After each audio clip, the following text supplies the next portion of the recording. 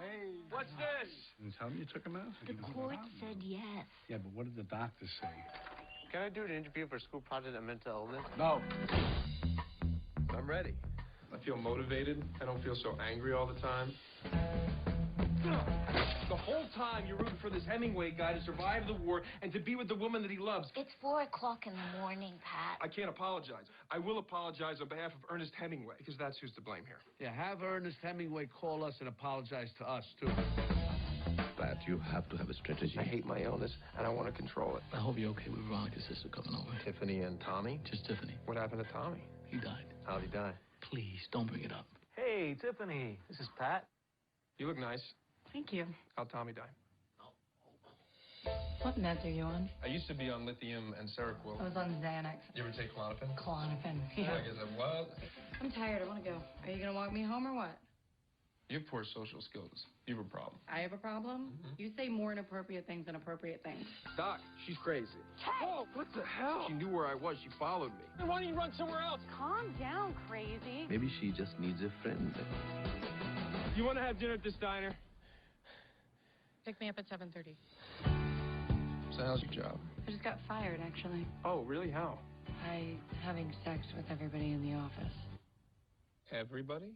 I was very depressed after Tommy died. We don't have to talk about it. Thanks. How many were there?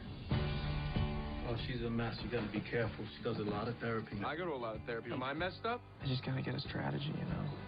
Me too. So there's this dance thing. I can only do it if I have a partner. Oh, I'm not gonna dance with you.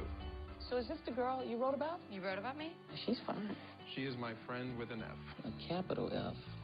She's my For friend. What are you so up about? I'm happy. Look, I'm my best self today, and I think she's her best self, and that's a good thing. I know you don't want to listen to your problem. I didn't listen to mine. But when life reaches out at a moment like this, it's a sin if you don't reach back. This is what I believe to be true. You have to do everything you can, and if you stay positive, you have a shot at a silver lining. Olá, bom dia, boa tarde, eu sou Fernando Adas, estou com vocês aqui mais uma vez no nosso marketing do ideal ao real, hoje falando do lado bom da vida, na verdade, do lado bom da comunicação. O nosso programa de hoje tem como pauta a comunicação dirigida, um tipo de comunicação que tem sido cada vez mais comentado pelas empresas, mas que ainda precisa de um pouco mais de discussão sobre como ser feita e como trazer resultados. E o filme nos ilustra pelo fato de que ele mostra algumas pessoas tentando se comunicar melhor.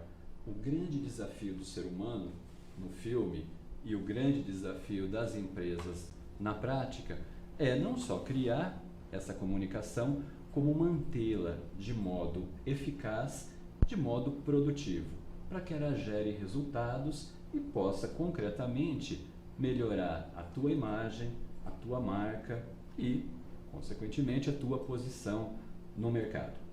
Por isso, nós então trouxemos o tema para a gente discutir. Nesse primeiro bloco, nós vamos falar um pouquinho sobre o que é essa tal de comunicação dirigida e no segundo bloco vamos ter uma entrevista bem bacana sobre como se pratica a comunicação dirigida. Bom, falar de comunicação dentro do marketing pede um contexto, ou seja, em que aspecto a comunicação se relaciona com as outras referências do marketing. É o resgate, basicamente, do que a gente vem falando com vocês já há algum tempo sobre as 4 referências, as 4 ações necessárias para um plano de marketing. E o nosso primeiro gráfico mostra justamente isso, ou seja, falar de marketing significa basicamente falar sobre o produto que você vai desenvolver, que você vai oferecer ao mercado, é falar sobre o preço ao qual esse produto vai ser oferecido, os locais nos quais eu vou encontrar esse produto, o PDV, e por fim a comunicação, ou seja, como eu vou contar isso para as pessoas e de que maneira eu vou chamar a atenção delas para a minha oferta. Eu estou falando basicamente dos 4 P's, é um conceito antigo em marketing, um conceito que até tem sido atualizado cada vez mais, mas que nos dá uma boa referência inicial para que a gente entenda um pouco o papel da comunicação dentro desse composto de marketing. Então, basicamente, quando se fala de uma campanha de marketing, se fala basicamente de um desenvolvimento de produto, consequentemente de um desenvolvimento do preço ao qual eu vou oferecer esse produto, o local onde vou oferecer, de que maneira esse meu consumidor vai encontrar o produto e a comunicação, a forma como eu vou informar o mercado sobre o meu produto ou o meu serviço, ok? O composto de marketing, então, é uma matriz inicial para que a gente pense o marketing de maneira estratégica. Mas falando um pouco mais de comunicação, é importante que a gente saiba que existe basicamente 2 tipos de comunicação em marketing. A comunicação de massa e a comunicação dirigida. A comunicação de massa, basicamente, como o próprio nome diz, é aquela comunicação generalista, a comunicação muitas vezes utilizada para apresentação do produto e para comunicação da marca. Normalmente ela é percebida nas mídias de massa, através dos comerciais de TV, rádio, jornal, revista, mas também ela costuma ser feita de maneira institucional, ou seja, o grande papel da comunicação de massa está no esforço institucional, ou seja, o esforço de transmissão da marca e dos conceitos dessa marca, a princípio, ao público geral, ou seja, ao mercado como um todo. De maneira complementar à comunicação de massa, nós temos a comunicação dirigida, que, como o próprio nome diz, está muito mais interessada em focar, em atingir públicos específicos.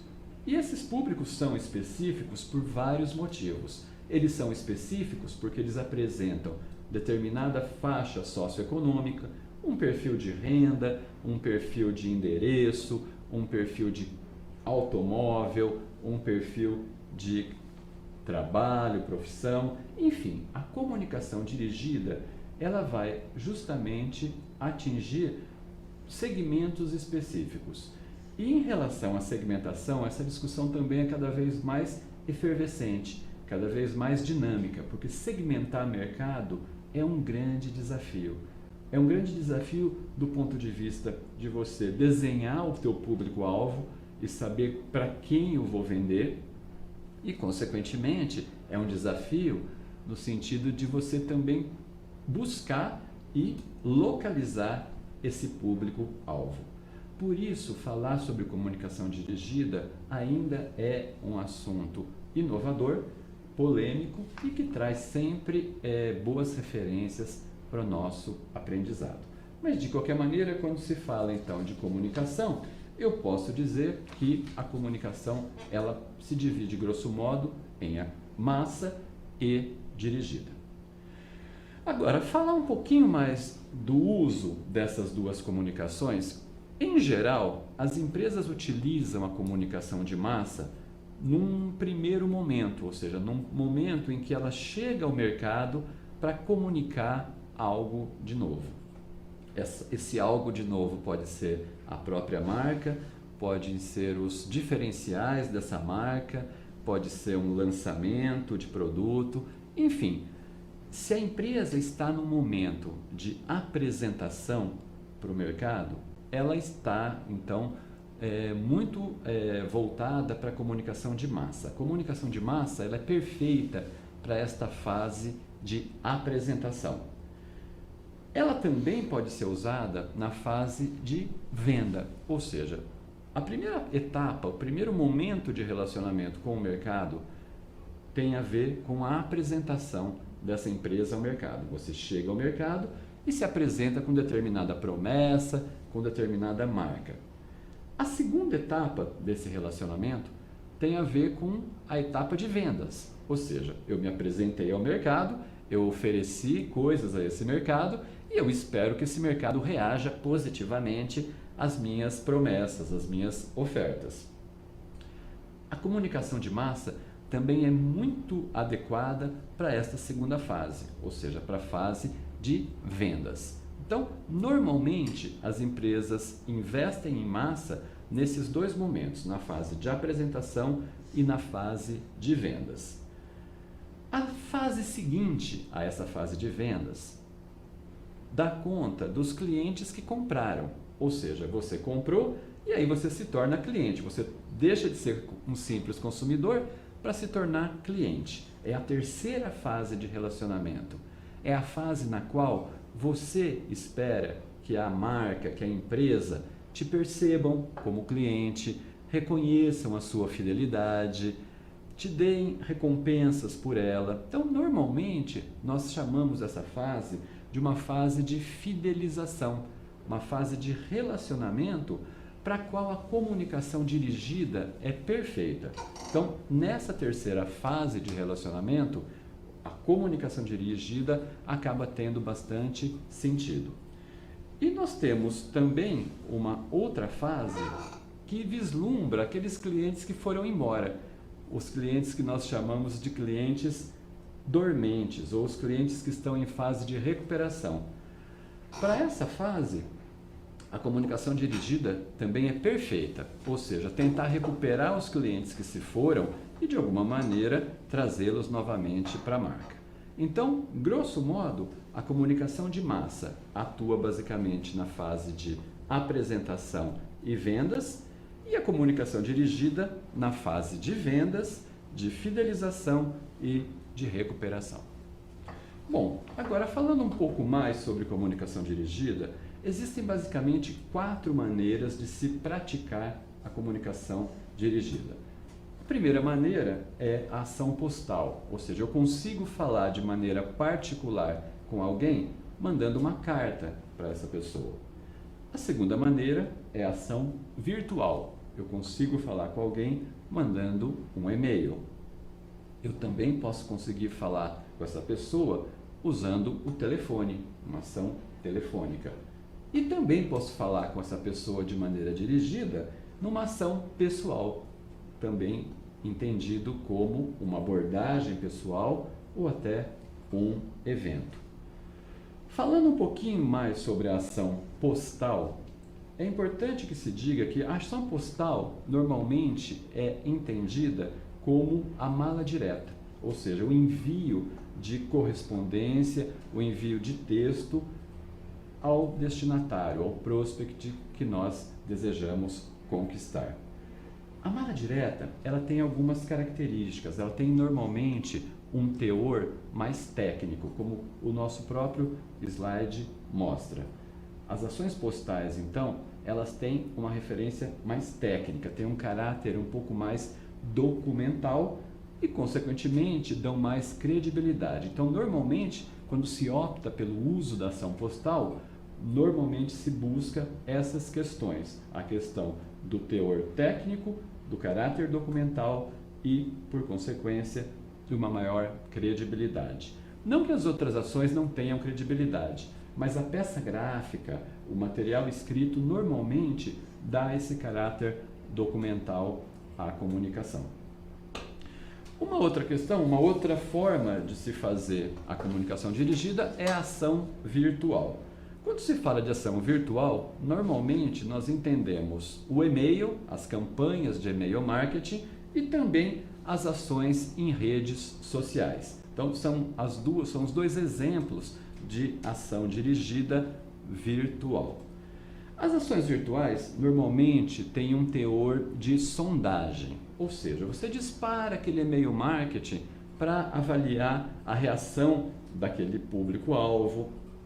Você joga um estímulo nas redes sociais para justamente avaliar esse caráter de apresentação que você está dando à sua oferta. Então, normalmente, essas ações ligadas a e-mail têm um caráter muito forte de sondagem e também um caráter muito forte de expansão, ou seja, é a intenção que nós temos de expandir essa mensagem de modo que ela possa atingir um grupo cada vez maior de consumidores. Então, normalmente a ação virtual é feita dessa maneira.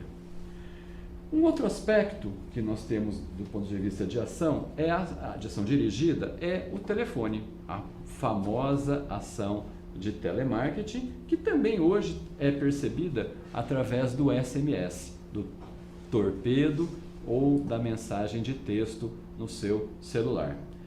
As ações telefônicas têm avançado muito também em função dos smartphones, ou seja, como os telefones hoje têm uma grande capacidade de recepção de conteúdo, é muito provável que eles vão ser usados cada vez mais em campanhas dirigidas. De qualquer maneira, a gente pode entender que uma ação dirigida telefônica tem a ver com o telemarketing, com o SMS e também com as ações de redes sociais através do telefone. A grande característica das ações por telefone estão ligadas ao teor de sondagem que esse telefone também pode fazer numa ligação ou numa avaliação da percepção, da pertinência e da relevância da oferta.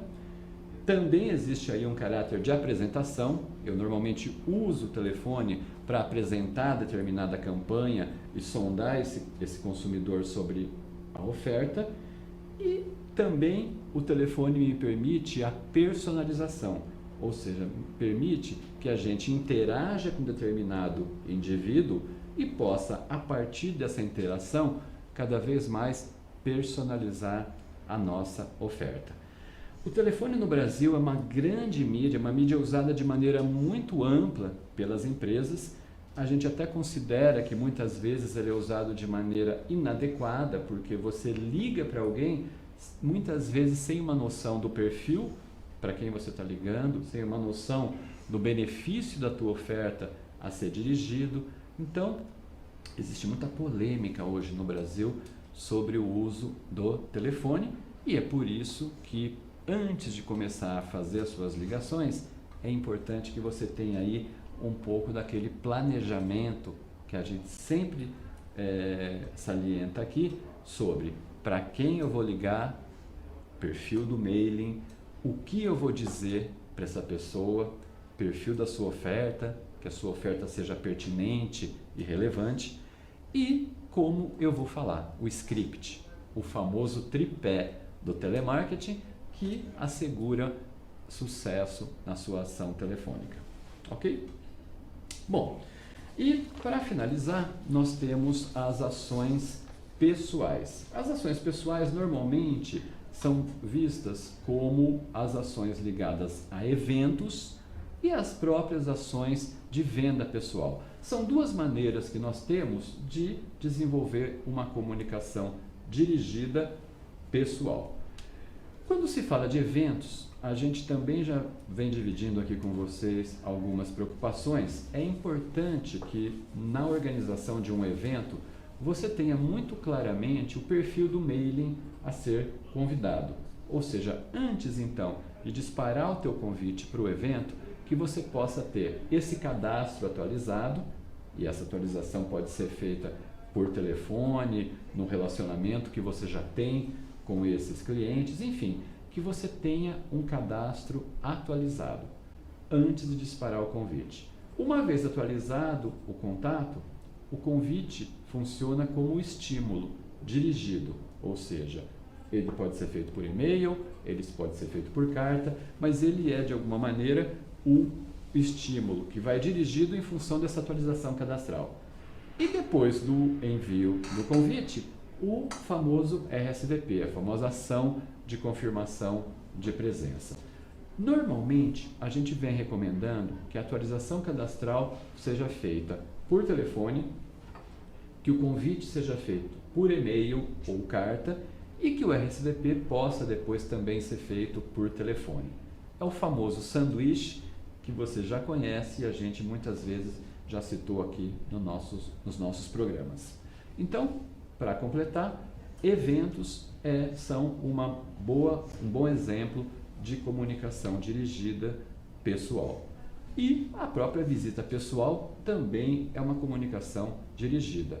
E por isso, ela precisa ser preparada no sentido de você também entender melhor quem você vai visitar, por que você deveria visitar essa pessoa e o que você vai levar de bacana para ela, ok?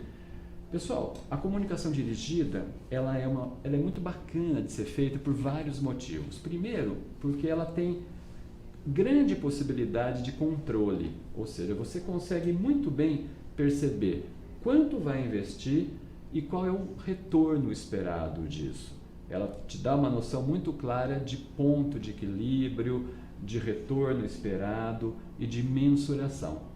Por isso, é uma ferramenta de comunicação muito utilizada pelas empresas que buscam aí um teor um pouco mais técnico, um pouco mais objetivo nos seus investimentos.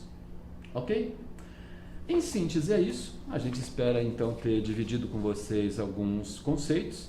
Se vocês tiverem dúvidas, escrevam para a gente ao vivo @tvgeraçãoz.com.br ou participe conosco nas nossas páginas no Twitter e no Facebook, Marketing do Ideal ao Real. Obrigado pela atenção, até daqui a pouco.